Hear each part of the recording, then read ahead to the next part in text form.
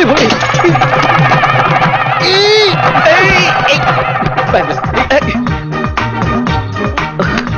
ওরে বাবারে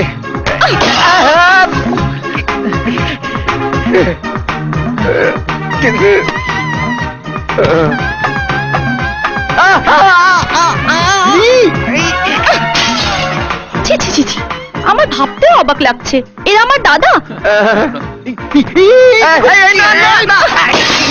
তোমাদের আমার দাদা বলতে লজ্জা হচ্ছে? এত আওয়াজ কেন বাড়ির মধ্যে? এত ভাঙচুর কি হবে রে?